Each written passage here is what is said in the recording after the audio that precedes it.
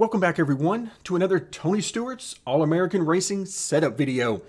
In today's video, we're going to focus on the legend cars at Diamond Grove Raceway. That's right, we're going to move away from the big blocks for a minute and talk legend cars. Now, unfortunately, I would really enjoy the legend cars a lot more in the game if they simply had some force feedback. But to me, the legend cars suffered the same way that the midgets did in the sprint car game earlier this year, with very little, if any, force feedback in the game. So that really hampers my enjoyment, and that's why I spend less time in them in the game. But overall, they are a very fun car to drive. Now, in today's video, we're going to look at actually two different setups for the Legends here, and that is to give you one setup that has more stability. It's still plenty fast. I run some very quick lap times with it, but it's more stability. And then a second setup that is a lot more rotation to the car, made for you to simply drive it on the right rear the entire way around the track. It is also a lot of fun to drive, but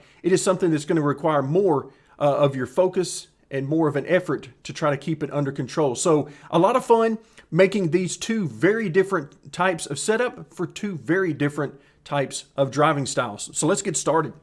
Let's get started with what I'll consider the more stable of the two setups, simply meaning that the rotation in this setup is a little bit slower.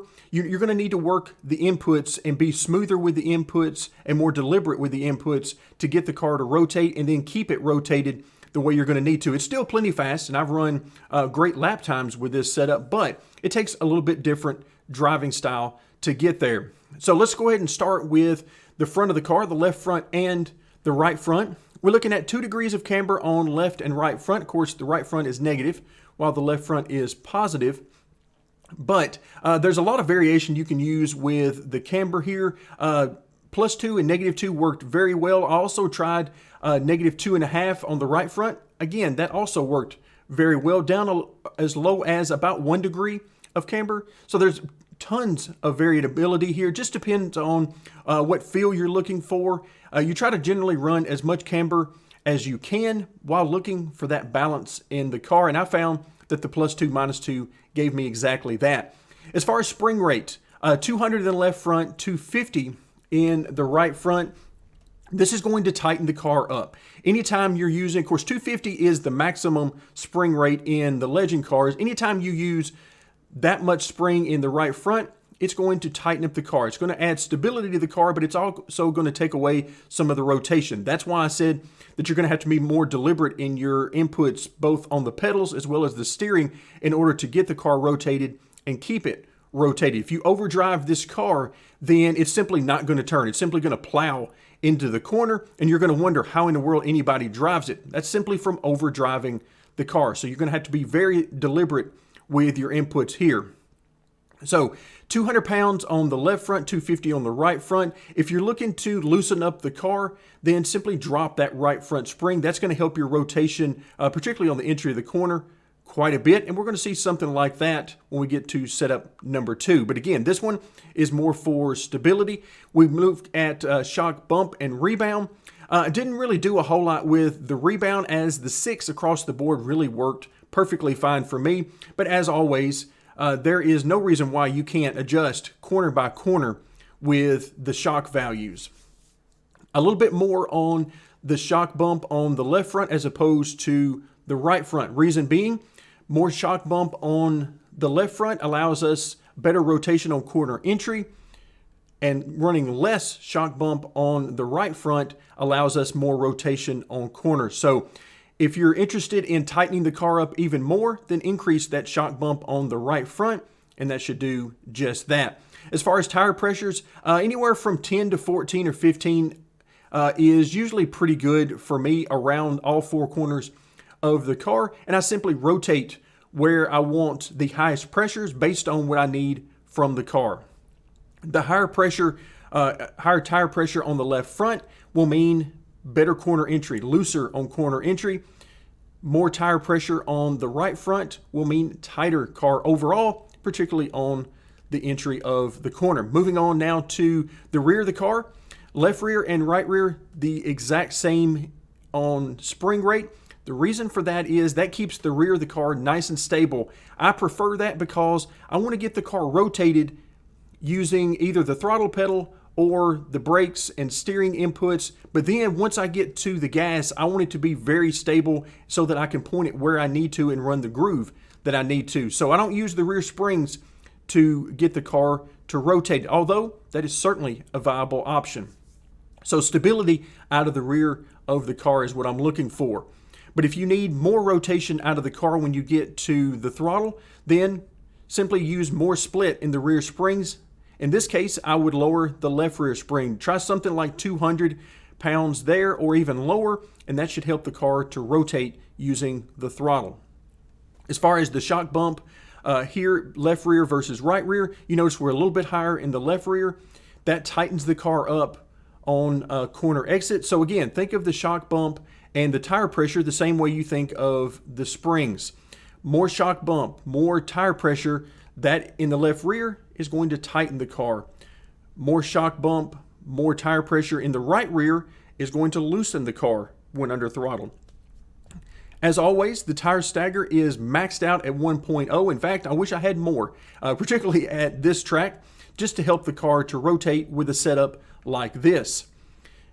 The front brake bias is down at 25%. I dropped it for this particular track simply because with this setup, I use the brakes a little bit to help rotate the car on entry if I'm in traffic. If I'm not in traffic, then I really don't need it because I can easily get the car to rotate. But if I'm trying to run a very tight line, particularly around the bottom of the track, then I might use that brake a little bit to help get the car to rotate on entry.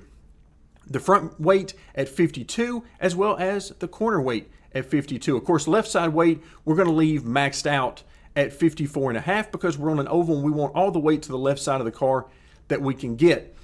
But front weight is used to stabilize the car. So 52.0, if you increase that up to 52.5, 53, and so on, that's going to tighten up the car. It's going to take rotation out of the car and add stability at the cost of speed. Corner weight, increasing the corner weight will add stability to the car. It will slow down the rotation of the car overall. Decreasing it will increase the speed of the rotation of the car. It'll make it easier to get the car to rotate. For me, I generally like to use higher corner weight values because I have other ways of getting the car to rotate, and I like to use this to really control the stability of the car overall. Moving on now to the miscellaneous tab, 10 degrees on the wheel lock. If I was going to increase it at any of the tracks, it might be these tighter, smaller tracks like this. Increase that wheel lock to maybe something like 15 to 18 or even higher. You'll get quicker steering response, which can be very helpful, particularly with a setup like this at a track like this. Now the steering offset, I tested a lot of different values, but I really didn't want to go any higher ultimately than 0.15. So either 0.15 or lower is what worked best for me because I really enjoyed turning to the right throughout the corner because it gave me the best feel as far as what little force feedback I did have from the car. However, just be careful that you don't go too high with this value because it can introduce a pull to the right on the straightaways, which is certainly not something that we want. Once again, soft compound. I'm hoping in the future there'll be a reason to use medium or firm, but right now I haven't found it. Soft compound has the most grip and the fastest lap times overall. Now moving down to the gears, there is a ton of things you can do with the gears. You notice by default, it's not using fourth or fifth. That's actually what I'm most used to. I haven't driven legend cars, but we've driven something very similar in real life, and we used third gear for everything. So this is more according to what I'm used to out of the car, but you're going to adjust third gear in combination with the rear end ratio to get the RPMs what you're looking for. In general, you're going to use a lot of RPMs because you're going to be on the gas a lot here as you're moving around the track. So just move this around to find out what works best for you. And of course, if you want to, you can start to use fourth and or fifth gear as well, but you're then going to have to get into adjusting the rear end ratio based on what gear you want to run. But for me, third gear was perfect as it's more what I'm used to. So that takes care of setup number one, our stable setup. Now let's move into the more aggressive setup number two. The reason I refer to this setup as the more aggressive setup is simply because With this setup, the car wants to rotate all on its own. So you're going to spend your time controlling that rotation, trying to keep it from over-rotating, which is a very different driving style than what we looked at with setup number 1, which was you're going to have to be very deliberate about getting it to rotate and then keeping it rotated. So very different driving style overall, and a very different feel from the car. So we're not going to go through each and every area of the setup as we did with setup number 1. Instead, I'm only going to focus on the left front and the right front here, because that's where the biggest difference lies. Left front spring rate, 250 pounds. Right front spring at 100 pounds, which is the minimum. That's how we get the car to rotate very quickly and very easily as we move around the track. So you can easily run this thing wide open while you simply spend your time controlling the rotation of the car. Other than that, a lot of things are very similar to what we saw in setup number 1 until we move over to the front. And you notice the front weight, very similar, but the corner weight is now maxed out at 55. Again, now we're trying to control the rotation of the car. The car wants to rotate plenty on its own. Now we need to control that rotation with a higher corner weight to add some stability to the car.